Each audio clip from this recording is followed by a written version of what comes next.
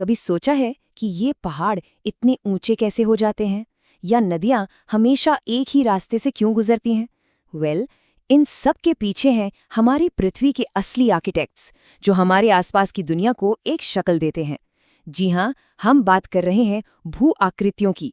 तो चलिए आज इसी रोमांचक सफर पर निकलते हैं। तो हमारी खोज शुरू होती है एक बहुत ही कह सकते हैं बुनियादी सवाल से। वो क्या चीज़ है जो उस ज़मीन को आकार देती है, जिस पर हम चलते हैं, रहते हैं? यकीन मानिए, इस एक सवाल का जवाब ही हमें अपने चारों तरफ की दुनिया को समझने में मदद करेगा। और इसका जवाब सिर्फ एक शब्द में छिपा है, भू आकृति। ये सिर्फ एक शब्द नहीं, बल्कि एक बहुत पावरफुल कॉन्सेप्ट है जो दुनिया के हर कोने के लैंडस्केप को, मतलब वहाँ की जमीन को डिफाइन करता है। सच कहें तो यही वो नींव है जिस पर हमारी पूरी दुनिया टिकी हुई है। हाँ, भू आकृति। अब इसका मतलब क्या है? सिंपल भाषा में ये जमीन की सतह पर मौजूद कोई भी नेचुरल फीचर है, चाहे वो विशाल हिमालय के पहाड़ हों या फिर दूर दूर तक फैले गंगा के शांत मैदान। ये सब भू आकृतियां हैं, और इनको समझना हमारी फिजिकल वर्ल्ड को समझने की पहली सीढ़ी है। ठीक है, तो अब जब हमें ये पता चल गया है कि भू आकृतियां होती क्या हैं, तो चलिए अब उन 3 मेन टाइप्स को समझते हैं जो हमारे प्लैनेट पर सबसे ज्यादा पाई जाती हैं। ये 3 कैटेगरीज दुनिया के लगभग हर तरह के लैंडस्केप को एक्सप्लेन कर सकती हैं। तो ये 3 मुख्य कैटेगरीज हैं: पर्वत, पठार और मैदान। सुनने में काफी सिंपल लगते हैं, है ना?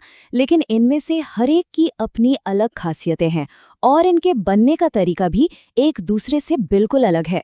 चलिए सबसे पहले बात करते हैं पर्वतों की। ये हमारी धरती के सबसे ऊंचे पॉइंट्स होते हैं। ये बनते कैसे हैं? असल में ये टेक्टोनिक प्लेट्स के टकराने जैसी जबरदस्त जियोलॉजिकल फोर्सेस का नतीजा है, जो लाखों करोड़ों सालों में धीरे धीरे आसमान की तरफ उठते चले जाते हैं। अच्छा, अब अगला है पठार। पठार को समझने के लिए सोचिए एक बहुत बड़ी ऊंची टेबल के बारे में। मतलब ये आसपास की जमीन से तो काफी ऊंचा उठा हुआ होता है, लेकिन इसका टॉप यानी ऊपरी हिस्सा कमाल का फ्लैट या समतल होता है। इसका सबसे अच्छा एग्जाम्पल है तिब्बती पठार। और आखिर में आते हैं मैदान। ये दुनिया के वो विशाल, निचले और एकदम फ्लैट एरियाज हैं। इनकी जमीन बहुत उपजाऊ होती है और यहाँ कंस्ट्रक्शन करना भी आसान होता है। शायद इसीलिए दुनिया की ज्यादातर आबादी इन्हीं मैदानी इलाकों में बसती है। तो फिर मैदान और पठार में फर्क क्या हुआ? जैसा कि हम देख सकते हैं, सारा खेल ऊंचाई का है। दोनों का सरफेस फ्लैट है ना?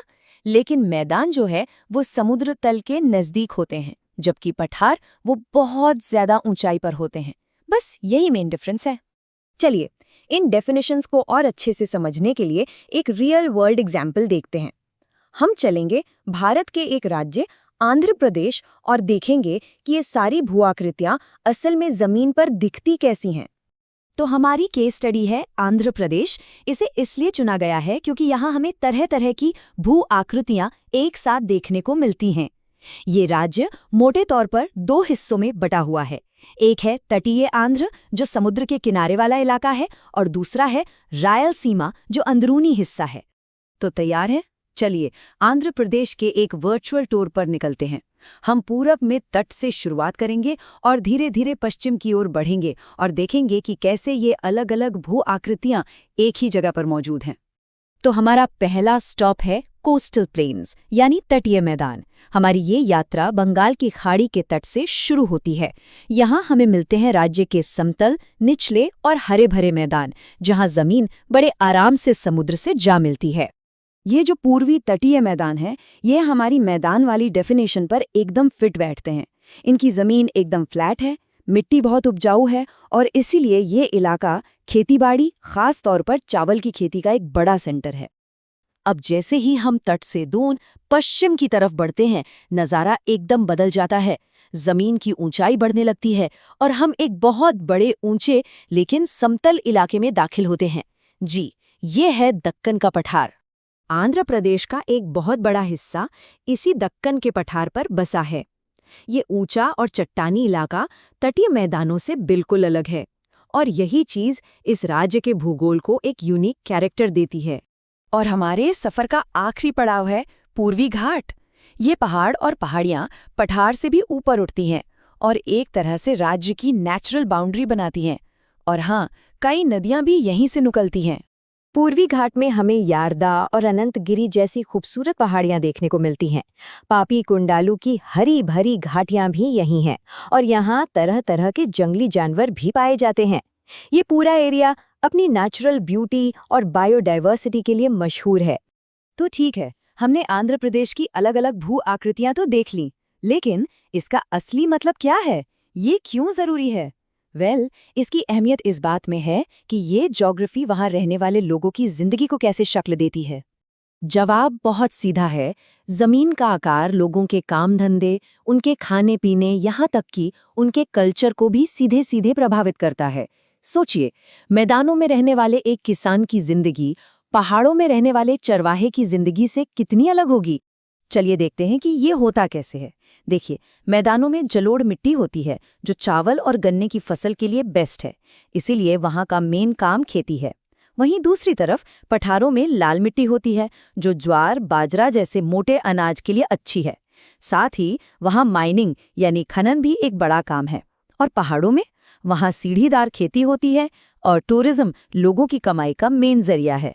तो आंध्र प्रदेश के इस सफर से हमें सबसे बड़ा सबक क्या मिलता है? ये एक बहुत ही सिंपल लेकिन गहरी बात है जो सिर्फ आंध्र प्रदेश पर ही नहीं बल्कि दुनिया में हर जगह लागू होती है। देखिए, हमारे पैरों के नीचे की जमीन सिर्फ मिट्टी और पत्थर का ढेर नहीं है।